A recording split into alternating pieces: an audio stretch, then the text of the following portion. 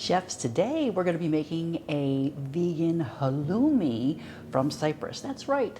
So one of the few cheeses that's known around the world comes from the Mediterranean, just next door to us in Greece. And the basis of this recipe is we're going to be using tofu. Now you do want to use firm or extra firm tofu, and the most important thing is that you make sure that you press out the water. There's actually another video that you can look at below on pressing tofu. So I'm just going to make sure that this one is pressed really well, and then we're going to add our spices. So now, chefs, we have finished pressing our tofu. And now it's time to infuse the flavors of the halloumi into our tofu so we make it taste like cheese. Now you want to slice each of these pieces of tofu about a quarter to a third of an inch. And then you want to place your tofu in a shallow tray. So we're cutting the tofu just thin enough that we want to get more surface area for all of our marinade to penetrate, but we want to have it thick enough that it's not going to fall apart in our pan.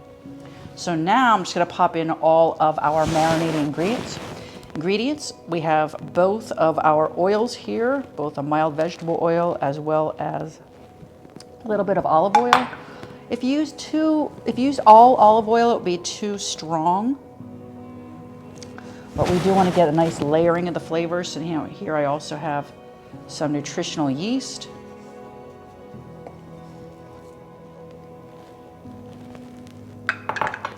We have our lemon juice here.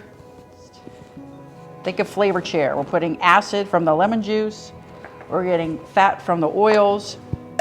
I'm now going to be putting some mint in. I'm using dried mint today, but you can use fresh mint. And last but not least, we're using some wonderful sea salt. You do want to use, I recommend using a larger flake. Now you can do this in a plastic bag or a shallow container. Just put a cover on it and then turn it over a couple of times. Marinate it at least 1 to 2 hours, or you could absolutely do it overnight. Marinating it longer will infuse more flavor.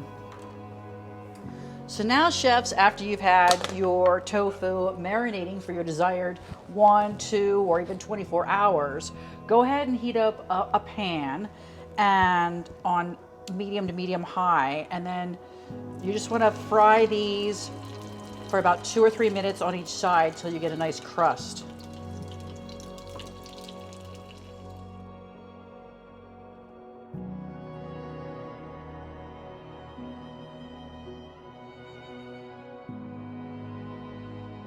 Just go ahead and let that cool, and then we're going to assemble it with our watermelon or whatever fruit you have. I also have my balsamic vinegar here. Now, it's really important. We want to use a balsamic glaze, and so if you can't get a glaze, don't worry. It is a little bit more hard to find and it's a little more expensive, but you can use just regular balsamic vinegar.